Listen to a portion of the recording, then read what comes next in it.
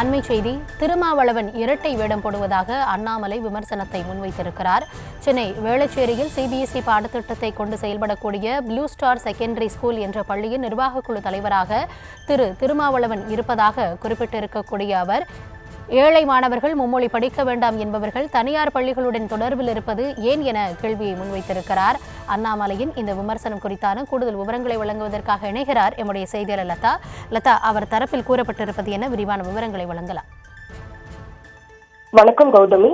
மும்மொழி கொள்கை விவகாரத்தில் திமுக அமைச்சர்கள் அதே போல முக்கிய நிர்வாகிகளினுடைய மகன்கள் எங்க படிக்கிறார்கள், அதே போல விஜயனுடைய அந்த பள்ளி உள்ளிட்ட பல்வேறு பட்டியலை அண்ணாமலை எடுத்து கூறி வரக்கூடிய ஒரு நிலையில தற்பொழுது திருமாவளவனையும் குறிப்பிட்டு சில அந்த பதிவை வெளியிட்டிருக்கிறார். அந்த வகையில அவர் வெளியிட்டிருக்கக்கூடிய பதிவில், திமுகவுடன் கூட்டணி வைத்துக் கொண்டு திமுகவினரை போலவே இரட்டை வேடம் போடுபவர்கள் வரிசையில் திருமாவளவன் இருக்க மாட்டார் என்று நினைத்தேன், ஏமாற்றம் தான் மிஞ்சுகிறது என்று குறிப்பிட்டிருக்கிறார். மேலும் சென்னை வேளச்சேரியில் சிபிஎஸ்இ பாடத்திட்டத்தை கொண்டு செயல்படும் ப்ளூ ஸ்டார் செகண்டரி ஸ்கூல் என்ற பள்ளியின் நிர்வாக குழு தலைவர் திருமாவளவன் தான் என்று குறிப்பிட்டிருக்கக்கூடிய அவர், அரசு பள்ளியில் ஏழை எளிய மாணவர்களுக்கு மும்மொழிகள் வேண்டாம் என்று கூறுபவர்கள் அனைவருமே மும்மொழிகள் பயிற்றுவிக்கும் தனியார் பள்ளிகளுடன் ஏதோ ஒரு வகையில் தொடர்பில் இருப்பது ஏன் என்ற கேள்வியையும் எழுப்பியிருக்கிறார்.